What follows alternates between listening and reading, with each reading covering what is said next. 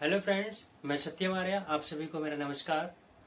सर्वप्रथम आप सभी को दुर्गा अष्टमी की हार्दिक शुभकामनाएं एवं बधाइयाँ। माता रानी सभी के ऊपर आशीर्वाद बनाए रखें। और इसी के साथ हम ये सूचित करते हैं कि आपका अपना यूट्यूब चैनल सत्य एग्री लर्नर, जिसने आज 1 वर्ष पूरे किए, जिसमें आप सभी का भरपूर सहयोग एवं प्यार मिलता रहा। हम आशा करते हैं कि आपके द्वारा प्यार और सहयोग चैनल को मिलता रहेगा। इसी के साथ हमारा आज का टॉपिक है ह्यूमस। जो ह्यूमस सॉइल में पाया जाता है, तो ह्यूमस की बात करते हैं। ह्यूमस क्या है और ये किस किस कंपोजिशन से मिलकर बना होता है। तो सबसे पहले देखते हैं, विभिन्न जीवों द्वारा निर्मित गहरे भूरे रंग का या कोलाइडल एमॉर्फस पदार्थों का प्रतिरोधी मिश्रण ही क्या कहलाता है? ह्यूमस कहलाता है। विभिन्न जीवों द्वारा निर्मित गहरे भूरे रंग का कोलाइडल एमॉर्फस पदार्थों का प्रतिरोधी मिश्रण ही क्या कहलाता है? ह्यूमस कहलाता है। अब ह्यूमस की बात करते हैं। Humus carbon, hydrogen, oxygen, nitrogen से मिलकर बना होता है। कार्बन, हाइड्रोजन, ऑक्सीजन और नाइट्रोजन से मिलकर बना होता है, जिसमें कार्बन की मात्रा 50%, हाइड्रोजन की मात्रा 5%, ऑक्सीजन की मात्रा 35% और नाइट्रोजन की मात्रा 5% होता है। तो कार्बन 50%, हाइड्रोजन 5%, ऑक्सीजन 35%, नाइट्रोजन 5% से मिलकर बना होता है। तो ह्यूमस जो है कार्बन, हाइड्रोजन, ऑक्सीजन और नाइट्रोजन से मिलकर बना होता है। अब हम देख लेते हैं ह्यूमस को 2 कैटेगरी में बांट लेते हैं, जैसे ह्यूमिक सबस्टेंस और non humic substance. Humic substance and non humic substance. तो हम चर्चा करते हैं, तो एक आगे चलते हैं, चर्चा करते हैं ह्यूमिक सबस्टेंस। ह्यूमस को 2 भागों में बांट लेते हैं, ह्यूमिक सबस्टेंस और नॉन ह्यूमिक सबस्टेंस। तो ह्यूमिक सबस्टेंस और दूसरा नॉन ह्यूमिक सबस्टेंस। तो सबसे पहले पहला हो गया ह्यूमिक सबस्टेंस और दूसरा non humic substance. Non humic substance. तो सबसे पहले हम ह्यूमिक सबस्टेंस की बात करते हैं। ह्यूमिक सबस्टेंस को 3 कैटेगरी में बांट लेते हैं। 3 कैटेगरी में बांटा गया है। उसमें आपका फॉल्विक एसिड होता है, दूसरी कैटेगरी ह्यूमिक एसिड होता है, और तीसरी कैटेगरी ह्यूमिन एसिड होता है। तो फॉल्विक एसिड, ह्यूमिक एसिड और ह्यूमिन एसिड। फॉल्विक एसिड क्या होता है? It is low molecular weight का होता है। ये क्या होता है? लो मॉलिक्यूलर वेट का होता है। It is soluble in acid and alkalic. It is soluble in acid and alkalic. और ह्यूमिक एसिड क्या होता है? It is a medium molecular weight का होता है। इसके साथ ही यह आपका एल्कलिक में सॉल्युबल होता है, और एसिड में अनसॉल्युबल होता है। एसिड में घुलनशील नहीं होता है, जबकि एल्कलिक में सॉल्युबल घुलनशील होता है। और ह्यूमिन एसिड क्या होता है? It is a high molecular weight, और it is high molecular weight का होता है। और साथ ही साथ ये क्या होता है कि एसिड और एल्कलिक दोनों में अघुलनशील होता है। तो इनसॉल्युबल इन एल्कलिक एंड एसिड्स। तो ये एल्कलिक और एसिड में क्या होते हैं? अघुलनशील होते हैं, जबकि फॉल्विक एसिड क्या होता है? एसिड और एल्कलिक में घुलनशील होता है। और जो ह्यूमिक एसिड होता है वो मीडियम मॉलिक्यूलर वेट का होता है, और ये एल्कलिक में घुलनशील होता है, जबकि एसिड में अघुलनशील होता है। अब हम बात कर लेते हैं, तो ये ह्यूमिक एसिड सबस्टेंस हो गया।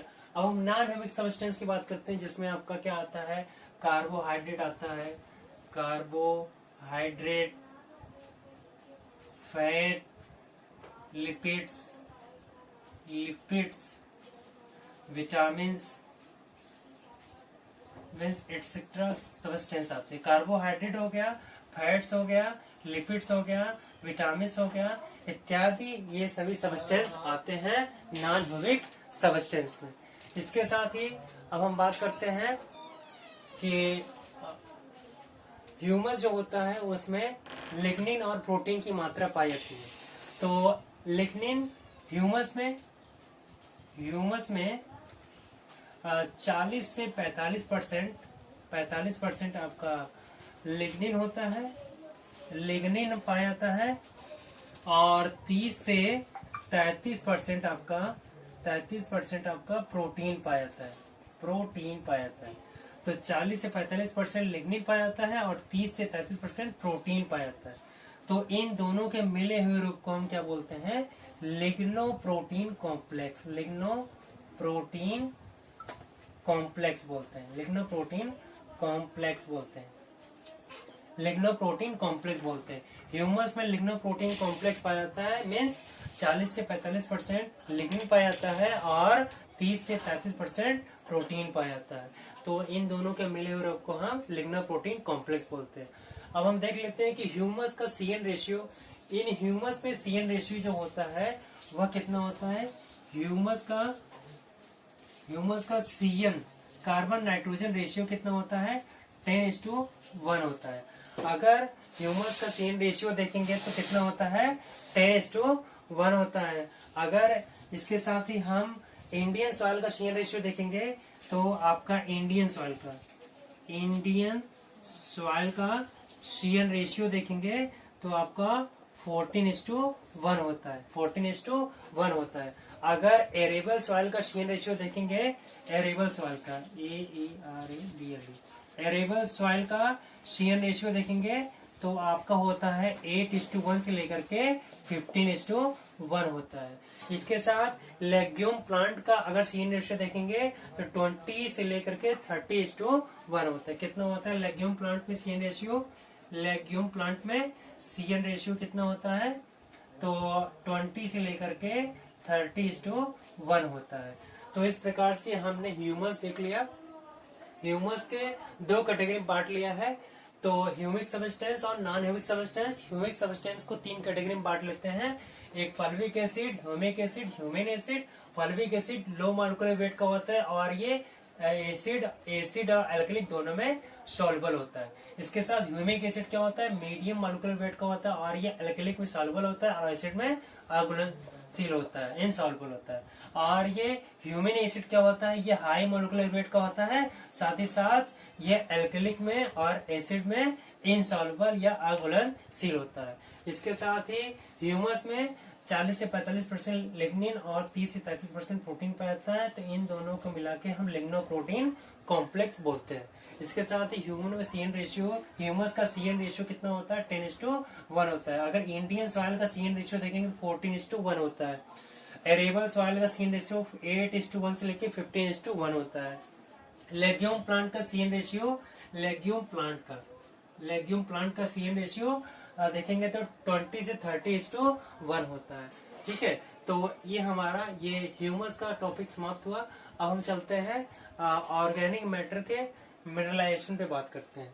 ऑर्गेनिक मैटर का मिनरलाइजेशन की बात करते हैं।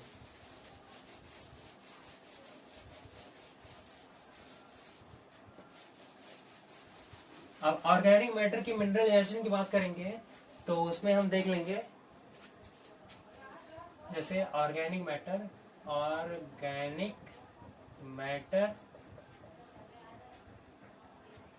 Mineralisation, organic matter mineralisation. अब हम देखें जैसे ऑर्गेनिक मैटर है। अब ऑर्गेनिक मैटर को यह पॉलीपेप्टाइड में टूटेगा। किस में टूटेगा? पॉलीपेप्टाइड में टूटेगा। किसके द्वारा? हाइड्रोलिसिस प्रोसेस के द्वारा। हाइड्रोलिसिस प्रोसेस के द्वारा क्या करेगा? ये पॉलीपेप्टाइड में टूटेगा ऑर्गेनिक मैटर। इसके बाद पॉलीपेप्टाइड क्या होगा? ये आपका एमिनो एसिड में टूटेगा। एमिनो एसिड में टूटेगा तो पॉलीपेप्टाइड एमिनो एसिड में टूटेगा, इसको क्या बोलते हैं? एमिनिफिकेशन बोलते हैं, एमिनिफिकेशन बोलते हैं, एमिनिफिकेशन प्रोसेस बोलते हैं, एमिनिफिकेशन प्रोसेस। इसके बाद एमिनो एसिड अमोनियम टूटेगा, अमोनिया में टूटेगा, तो अमोनियम टूटेगा, इसको बोलते हैं अमोनिफिकेशन प्रोसेस, अमोनिफिकेशन प्रोसेस बोलेंगे। इसके साथ अमोनिया जो है ये आपका नाइट्राइट में टूटेगा, नाइट्राइट में टूटेगा, तो ये नाइट्राइट से फिर नाइट्रेट में टूटेगा, नाइट्रेट में टूटेगा, और नाइट्रेट फिर जो है कि नाइट्रोजन में टूटेगा, नाइट्रोजन में टूटेगा। तो इसके बाद देख लेते हैं, जैसे अमोनिया नाइट्राइट में चेंज होगा तो कौन सा प्रोसेस होगा? वो आपका नाइट्रिफिकेशन होगा, नाइट्रिफिकेशन बोलते हैं उसको। इसके साथ ही नाइट्राइट से नाइट्रेट में चेंज होता है, उसको भी नाइट्रिफिकेशन बोलते हैं, नाइट्रिफिकेशन बोलते हैं, फिकेशन बोलते हैं। इसके साथ ही नाइट्रेट से नाइट्रोजन में चेंज होता है, उसको बोलते हैं डीनाइट्रिफिकेशन, डीनाइट्रिफिकेशन बोलते हैं, डीनाइट्रिफिकेशन।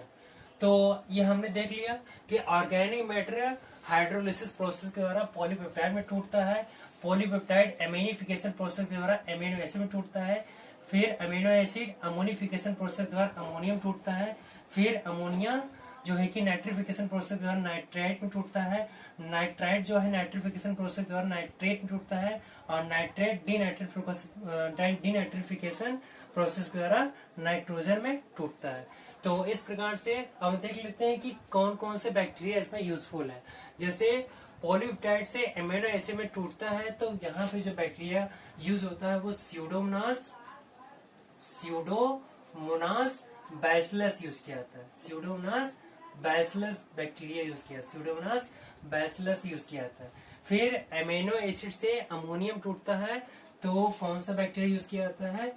नाइट्रोबैक्टर, नाइट्रोबैक्टर जो है बैक्टीरिया, ये इनको चेंज करते हैं। फिर उसके बाद अमोनिया से नाइट्राइट में टूटता है, तो यहाँ भी जो बैक्टीरिया यूज होगा वो आपका नाइट्रोसोमोनास होगा, नाइट्रोसोमोनास होगा।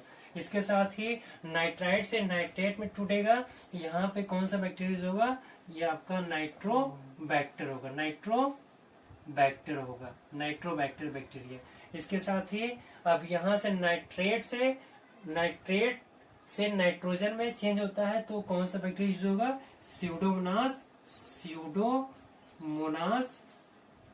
बैसिलस बैक्टीरिया यूज होगा, स्यूडोमोनास बैसिलस बैक्टीरिया यूज होगा। तो ये हमने देख लिया कि ऑर्गेनिक मैटर पॉलीपेप्टाइड टूटेगा, तो polypeptide ammonification, polypeptide pseudomonas bacillus bacteria की उपस्थिति में एमिनो एसिड में टूटता है, इस प्रोसेस को हम क्या बोलते हैं? एमिनिफिकेशन बोलते हैं। फिर एमिनो एसिड नाइट्रोबैक्टर बैक्टीरिया की उपस्थिति में अमोनियम टूटता है, उसको बोलते हैं अमोनिफिकेशन बोलते हैं। फिर अमोनिया जो है नाइट्रोसोमोनास बैक्टीरिया की उपस्थिति में नाइट्राइट में टूटता है, इसको हम नाइट्रिफिकेशन बोलते हैं। फिर नाइट्राइट जो है नाइट्रोबैक्टर बैक्टीरिया की उपस्थिति में नाइट्रेट में उठता है, उसको हम नाइट्रिफिकेशन बोलते हैं। फिर स्यूडोमोनास बैसिलस बैक्टीरिया की उपस्थिति में नाइट्रेट जो है नाइट्रोजन में चेंज होता है, इसको हम डीनाइट्रिफिकेशन प्रोसेस बोलते हैं। और एक क्वेश्चन और पूछा जाता है कि नाइट्रिफिकेशन के लिए जो है कि टेम्परेचर कितना चाहिए, तो 30 से 35 डिग्री सेल्सियस टेम्परेचर इसको चाहिए, 30 से 35 डिग्री सेल्सियस टेम्परेचर चाहिए इसको नाइट्रिफिकेशन के लिए। इसके साथ ही पीएच कितना चाहिए, तो आपका 6.5 से लेकर के 8.5 पीएच इसको नाइट्रिफिकेशन के लिए चाहिए होता है। तो नाइट्रिफिकेशन के लिए जो जिम्मेदार बैक्टीरिया हैं, तो हम देखते हैं नाइट्रिफिकेशन में नाइट्रोसोमोनास है और नाइट्रिफिकेशन में नाइट्रोबैक्टर है। तो नाइट्रिफिकेशन बैक्टीरिया ये या कह सकते हैं कि नाइट्रीफाइंग बैक्टीरिया के नाम से हम नाइट्रोसोमोनास और नाइट्रोबैक्टर को हम जानते हैं। तो इस प्रकार से हमारा ऑर्गेनिक मैटर का ये मिनरलाइजेशन हुआ, खनिजीकरण हुआ। तो इस प्रकार से हमारा ये आज का टॉपिक समाप्त हुआ। अगर हमारा वीडियो अच्छा लगा तो हमारे चैनल को सब्सक्राइब और लाइक करें। Thank you.